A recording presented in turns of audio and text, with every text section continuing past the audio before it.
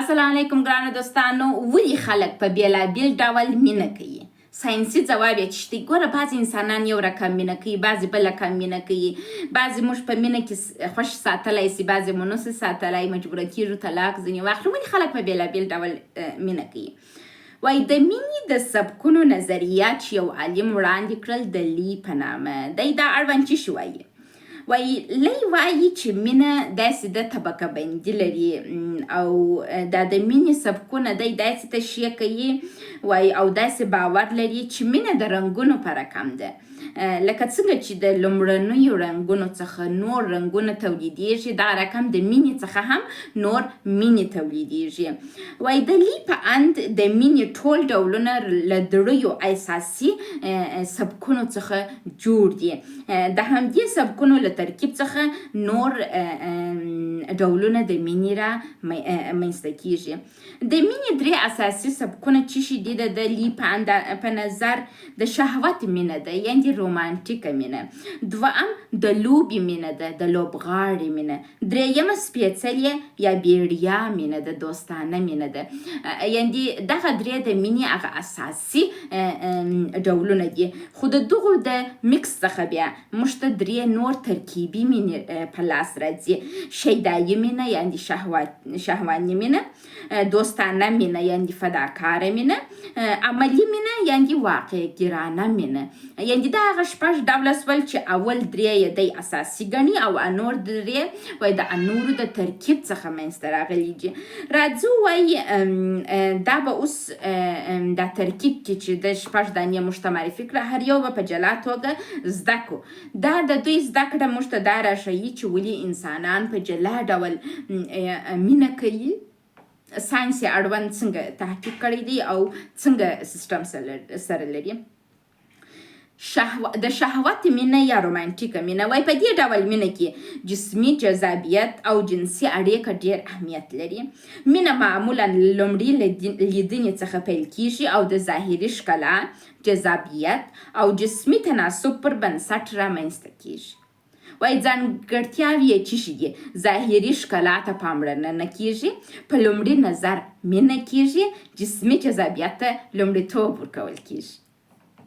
دوهم د لوبې مینه یا د لوبغاړې مینه. وایي په دې سبک کې مینه د لوبې په څیر ګڼل کیږي. تعهد پکې کم وي، اړیکه لنډمهاله وي او ژر پای ته رسیږي. یعنې ځانګړتیاوې یې څه دي؟ تعهد پکې کم دی، لنډمهاله اړیکه ده او ژر پای ته رسیږي چې دا د اسلام د نګاه څخه هم نه ده قبله سوې. سپېڅلې یا بیړیا مینه یا دوستانه مینه دا بیا څه رقم ده؟ وایي دا مینه د دوستۍ څخه پیلیږي او په تدریج سره پیاوړې کیږي. دا مینه ارامه، خوږه او عاطفي ده. ځانګړتیاوې څه شي دي؟ له دوستۍ څخه شروع کیږي، تدریجي وده کوي او ارامي او ثبات زموږ ژوند ته راولي چې دا ډېره ښه مینه ده چې باید داسې مینه وسي.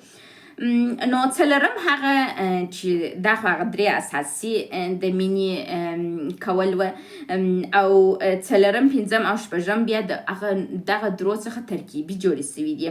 شیدایي مینه یا شهواني مینه بیا څه رقم ده؟ وایي دا مینه له وسواس، حسادت او انحصار غوښتنې سره مل وي. په کیسو او عاشقانه ناولونو کې ډېر لیدل کیږي. ځانګړتیاوې یې څه دي؟ وسواس پکې موجود دی. مین مې چیرې دی؟ زنګ وروهم، اوس چیرې دی؟ زه بیا قرار نه لرم، حالت مې خرابیږي. حسادت پکې رامنځته کیږي. فلانکۍ نجلۍ زنګ درته راولي، دا څوک؟ ولې یې زنګ راولي؟ ولې یې زنګ درولي؟ څه دې ورسره کول؟ انحصار غوښتنه پکې رامنځته کیږي. کوشش کوي چې دا نفر داسې انحصار کې خپل په مشک کې ونیسي. او بل پنځمه دوستانه مینه یا فداکاره مینه دی. وایي انسانان کوي. وایي په دې ډول مینه کې انسان بې له دې چې د مقابلې مینې تمه ولري مینه کوي. دا ډول مینه نادره ده، کمه ده. ځانګړتیاوې یې څه ده؟ فداکاري پکې موجود ده، ایثار پکې موجود دی. دا نفر ټوله ستا وجود ایثار کړی او بې غرضه مینه ده ځکه چې د مقابل لوري څخه ته هېڅ تمه نه لري. متاسفانه زه په دغسې یو وضعیت کې یم. واقع ګرانه مینه څه رقم ده؟ وایي په دې ډول مینه کې انسان د ژوند ملګری په منطقي او واقع بینانه ډول ټاکي او د شخصیت ارزښتونو او علایقو هم غږی ارزوي. پایله یې معمولا واده کیږي. وایي ځانګړتیاوې چشتي منطقي پریکړه کیږي، د شخصیت همغږي رامنځته کیږي، د واده لور ته تمایل ښکاره کیږي. نو یو شی چې باید موږ مد نظر ونیسو هغه دا دی چې اساسي مینه چې انسانان یو بل ته سره کوي، اساسي مینې د شهوت مینه ده، د لوبې مینه ده او سپېڅلې یا بیلیا مینه ده. او بیا د دوی د ترکیب څخه درې نورې مینې رامنځته کیږي چې شیدایي مینه ده، دوستانه مینه ده او عملي مینه ده. تاسو ته مې هره یوه جلا جلا معرفي کړله په دې هیله چې یو څه معلومات مو ډېر سوی او په دې پوه سئ چې ستاسې رابطه په کوم حالت کې ده، ولې موږ جلا جلا مینه کوو. په دې خله چې په دغه رقم حالاتو کې ګیر یو، زموږ د مینې ډول دغه رقم وي. اوس بعضې انسانان د شهوت مینه کوي، بعضې رومانټیکه مینه کوي، بعضې د لوبغاړي مینه کوي، بعضې دوستانه مینه کوي، بعضې شهواني مینه کوي، بعضې فداکاره مینه کوي، بعضې واقع ګرانه مینه کوي.